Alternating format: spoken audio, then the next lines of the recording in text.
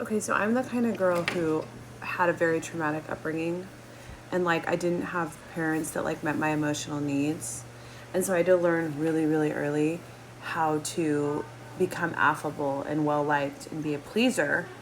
And I would go to school every day and I would seek out the emotional health and the emotional attention that I wasn't getting at home from my friends.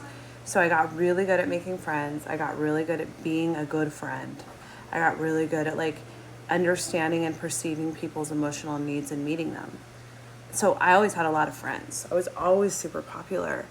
So what that does as an adult is it makes you have a lot of friends, but you don't realize like 75% of those friends are really selfish. 75% of those friends are just in the friendship because of what you can give them. And I had to realize at 47 years old that 75% of my female friendships were one-sided, taker, narcissistic, selfish, evil eye energy. They're not happy for you. They're only happy for you if you're doing worse than them. The minute you surpass them, they are secret haters, sending you a bunch of evil eye energy. I even had friends over this last 5 years in my healing era where I was like really not totally working on myself and I hadn't realized this yet about my friendships. They were actively trying to hurt me. They were actively trying to triangulate friends against me, and like they were on literal hate campaigns to make my life hell. And I considered them my friends. I was out here doing the most, being the most for these friends that were trying to actively destroy me.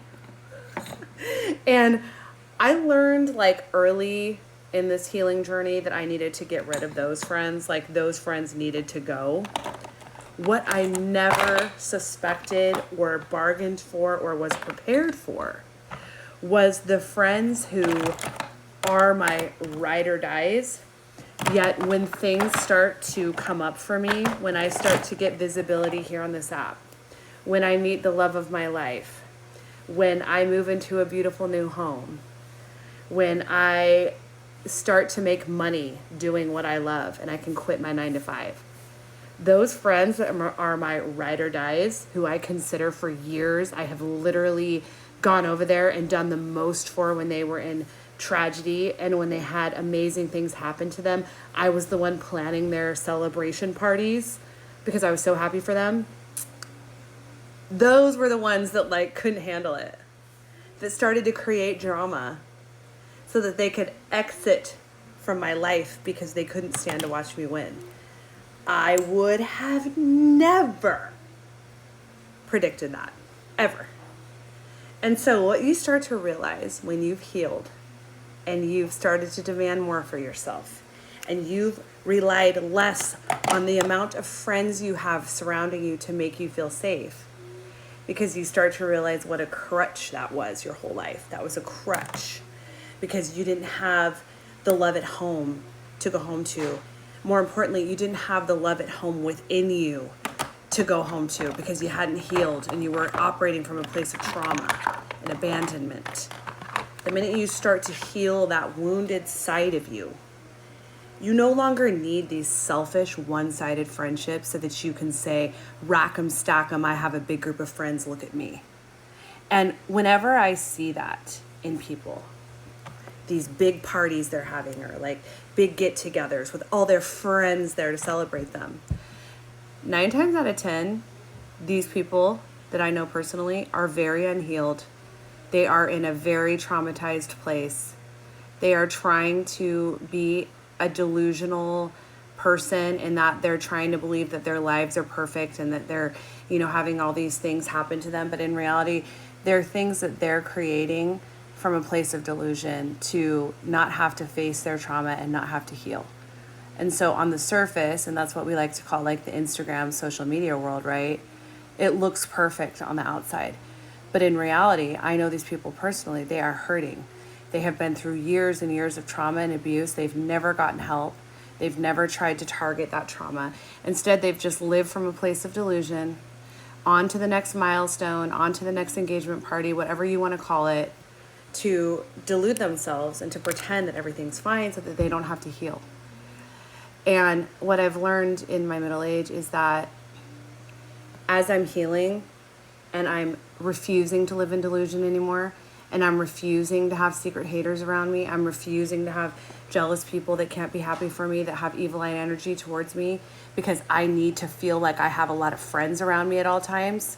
Now that I've said no more, I don't need to do that. I'm healed. I'm in such a good place. I can be alone. I can be by myself. I don't need to have friends around me making me feel like I'm worthy of love. I already know I'm worthy of love because I cultivated that healing within me. My circle's gotten really motherfucking small. It has gotten so small. I just had my wedding in Hawaii. I invited my one best friend, but she's been my ride or die best friend since I was 8 years old. And it doesn't mean we haven't had our ups and downs, we have. But you know what I can always say about this friend? She is happy for me. She is there for me. There is not an ounce of jealousy in her. She loves to watch my come up. She is here for it. We promote each other. We push each other to our best lives. And there's no jealousy. There's no envy. There's no secret haters. There's no competition. She is happy for me. And you know what?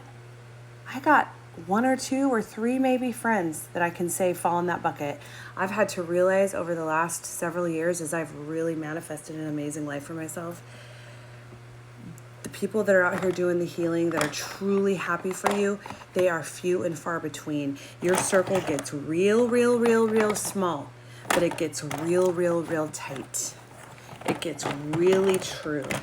It gets really full of integrity and dignity, and you can count on these people. And I'm learning I would rather have that 100,000 times over than a big old group of friends and big old raucous parties celebrating, all these milestones in life when half of the people there don't even want success for me. They don't have my back. They're constantly comparing, or they're in their own delusional place where they're living in delusion, and we're all hyping each other in the delusion that our life is great, but none of us are healing and none of us are facing our trauma. No thanks.